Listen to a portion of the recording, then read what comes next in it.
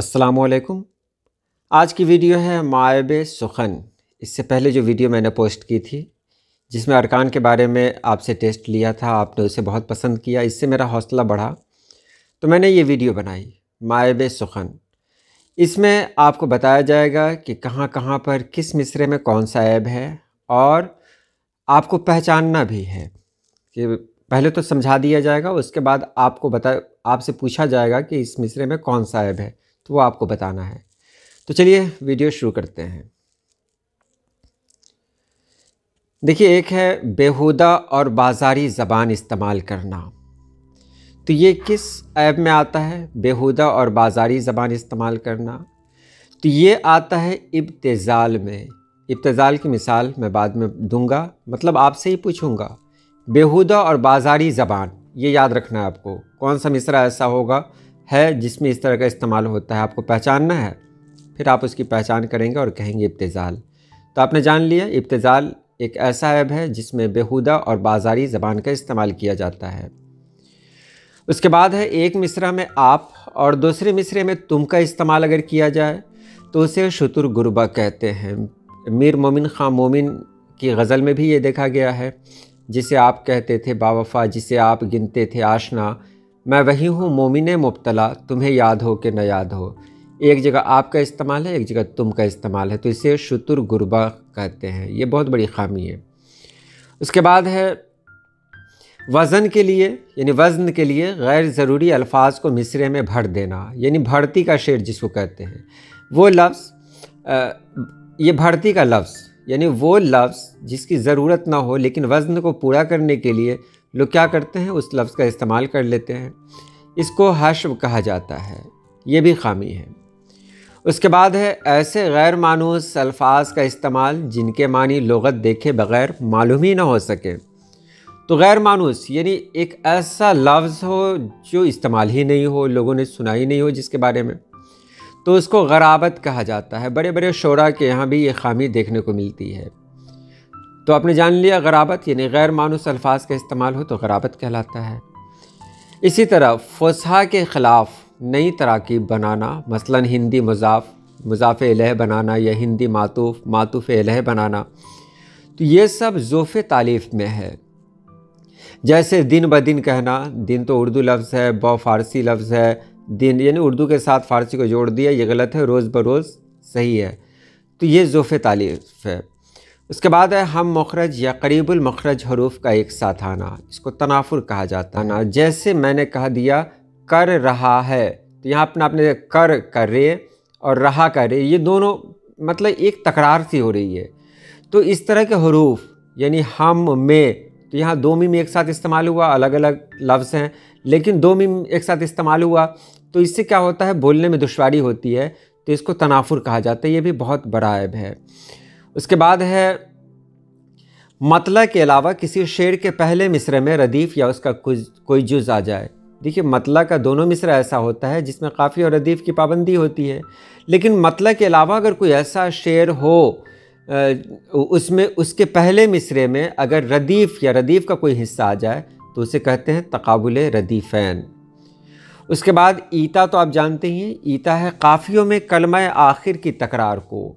जैसे हमने कहा कूज़ागर और बाज़ीगर, ये कूज़ागर और बाज़ीगर है, इसमें क्या तकरार है इसको देखना पड़ेगा। मिसाल जब मैं आगे बताऊंगा तो आप समझ जाएंगे कि काफ़ियों में कलमा आखिर की तकरार को कहते हैं। ये भी एक बहुत बड़ा ऐब है ईता, यानी इसमें हरफ रवी का तय्युन नहीं हो पाता है कि हरफ रवी कौन है।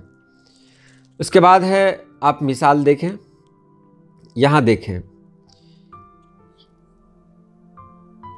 ये तो नहीं इंसान जफागर नहीं होता, ये तो नहीं इंसान जफागर नहीं होता, तुम सा भी मगर कोई सितमगर नहीं होता। अब इसमें जो काफ़िया है उस काफ़िया में गर का इस्तेमाल किया गया है, जफागर सितमगर। अब गर को हटा दें तो एक जगह बचता है जफ़ा और एक जगह सितम, यानी जो इसका साबका बचता है तो वो जफ़ा और सितम। तो जफ़ा और सितम ये एक तरह से नहीं है। जैसे मैंने एक और मिसाल दी, ज़रूरतमंद और दौलतमंद, दोनों में से मंद को अगर कहीं आप हटा देते हैं तो क्या बचता है, ضرورت اور دولت، تو مند کو یعنی لاحقہ کو ہٹانے کے بعد بھی وہ مطلب وہ قافیہ ہو جائے تو یہ درست ہے۔ یہاں پر وہ قافیہ نہیں ہو پا رہا ہے، جفاگر ستمگر، کیونکہ گر گر جو لاحقہ اس کو ہٹا دیں تو جو باقی الفاظ بچ رہے ہیں وہ قافیہ نہیں ہے۔ تو یہ کون سا عیب ہے؟ تو اسے کہتے ہیں ایتا۔ اس کے بعد ہے کبھی میری تربت پہ آ جانا تم بھی، تیرے ہجر میں جاں سے جانے لگا ہوں۔ اوپر آپ نے دیکھا تم بھی اور نیچے ہے تیرے ہجر میں، اسے کون سا عیب کہیں گے؟ تو اس عیب کو کہتے ہیں شتر گربا۔ اگر شتر گربا آپ نے سوچا ہے تو بالکل درست ہے۔ اس کے بعد یہاں پر دیکھیں آخر ہماری خاک تو برباد ہو گئی، اس کی ہوا میں ہم پہ تو بیداد ہو گئی۔ ہم پہ تو یعنی تو جو ہے وہ غیر ضروری لفظ ہے، ضرورت ہی نہیں تھی اس کی، لیکن صرف بہر کے لیے یعنی وزن کے لیے اس لفظ کو استعمال کیا گیا ہے۔ تو یہ کون سا عیب ہے؟ تو اگر آپ نے حشو کہا ہے تو بالکل صحیح ہے۔ اس کے بعد یہاں دیکھیں غالب کی غزل کا ہی یہ شعر ہے، روک لو گر غلط چلے کوئی، بخش دو گر خطا کرے کوئی۔ اب یہاں دیکھیں یہ شعر ہے اور اس میں جو قافیہ ہے خطا دعا یہ قافیہ ہے، اور کرے کوئی یہ ردیف ہے۔ کوئی کا استعمال جو ردیف کا ایک حصہ ہے اوپر بھی یعنی پہلے مصرے میں بھی ہوا ہے، اسے کون سا عیب کہیں گے؟ تو بالکل صحیح، یہ ہے تقابل ردیفین۔ اس کے بعد یہاں دیکھیں کبھی فتراک میں تیرے کوئی نخچیر بھی تھا۔ فتراک آپ کیا پڑھیں گے اس کو؟ تو آپ اس کے لیے ضرور لغت دیکھیں گے۔ نخچیر، اب نخچیر کا استعمال اب تو نہیں ہے، تو اس کے لیے آپ کو لغت کا سہارا لینا پڑے گا۔ تو وہ الفاظ جس کو سمجھنے کے لیے لغت کا سہارا لینا پڑے اسے کون سا عیب کہیں گے؟ مطلب وہ اگر کسی مصرے میں ہے تو کون سا عیب کہیں گے؟ تو وہ ہے غرابت۔ اس کے بعد یہاں دیکھیں کس قدر صاف ہے تمہارا پیٹ، صاف آئینے کا ہے سارا پیٹ۔ یہاں دیکھیں پیٹ کا استعمال ہوا ہے۔ میں نے پہلے بھی کہا تھا اگر بازارو یا عام فہم سا کوئی لفظ استعمال کر دیا جائے شعر میں یا مصرع میں وہ کون سا عیب ہوتا ہے؟ تو اس کو کہتے ہیں ابتذال۔ جی ہاں، یہ ابتذال ہے۔ یہاں دیکھیں کچھ دنوں اپنے گھر رہا ہوں میں، اس میں کون سا عیب ہے؟ تو اس میں عیب ہے تنافر۔ گھر میں رے دیکھیں اور رہا میں رے دیکھیں، یہ رے اور رے کی تکرار ہو رہی ہے جس سے پڑھنے میں دشواری ہو رہی ہے، بولنے میں دشواری ہو رہی ہے۔ تو اگر دو قریب المخرج حروف ایک ساتھ استعمال کیے جاتے ہیں تو اسے تنافر کہا جاتا ہے۔ دن بدن درد بڑھتا جاتا ہے۔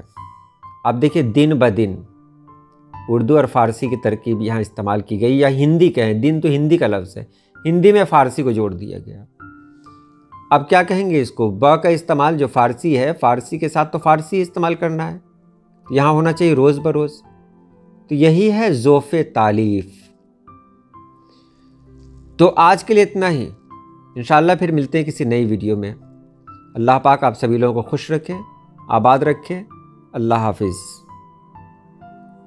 جسے آپ گنتے تھے آشنا، جسے آپ کہتے تھے باوفا، جسے آپ گنتے تھے آشنا، جسے آپ کہتے تھے باوفا، میں وہی ہوں مومن مبتلا، تمہیں یاد ہو کہ نہ یاد ہو وہ جو ہم میں تم میں قرار تھا، تمہیں یاد ہو کہ نہ یاد ہو